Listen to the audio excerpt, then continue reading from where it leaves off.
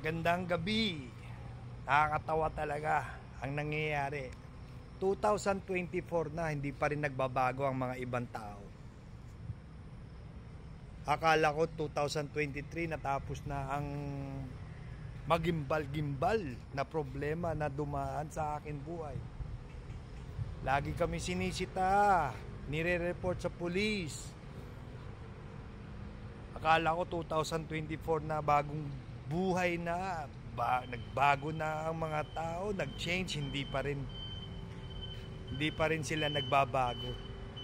May mga tao talagang sukdulan na lagi kami sinisita.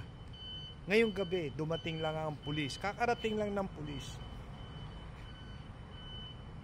Pinapaalis ang halaman namin na nakalagay sa harap ng tindahan namin. Atiglo Lutong Bahay, walang iba. Ang kinainggitan ng lahat. Alam mo naman, pag malakas ka, pag masarap ang pagkain mo, pinupuntahan ka talaga ng mga tao. Hindi napupunta yan sa mga iba dyan, mga panis na. Panis na. Di pa, may uod pa yata. Kung ano-ano nang nangyayari sa kanila. May ipis pa yata.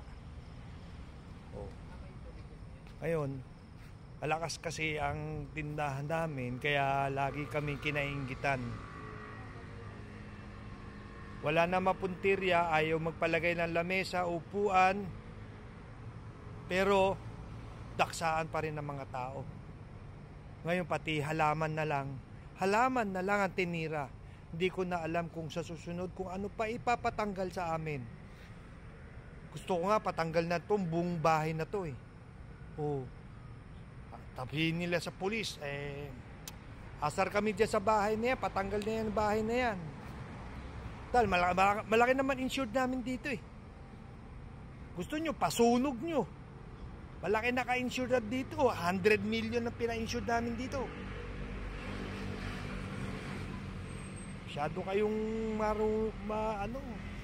baguhin na yung ugali nyo. 2024 na, taon-taon nagbabagong taon, bagong buhay, bagong pag-asa. Ang nangyayari dun sa nagsusumbong na yan tanggalin mo na ang kainggitan mo. Pagpapalain ka rin. Tulad ng pagpapala ng Panginoon sa amin. Nagbibigay pa naman ako ng Bible ngayon. It's for free. New Testament in English and Old and New Testament in Tagalog. Kung ikaw wala kang Bible, para mabawasan naman yung kasalanan mo, punta ka kay Atiglo Lutong Bahay. Kahit hindi ka kumain, kumuha ka lang. Basahin mo. Baka mabawas-bawasan niya at lumayo sa iyo ang impakto sa buhay mo. Diba? Ganun lang yun. Hindi ako naaasar sa iyo. Mas kahit di ka magpakilala, alam ko kung sino ka.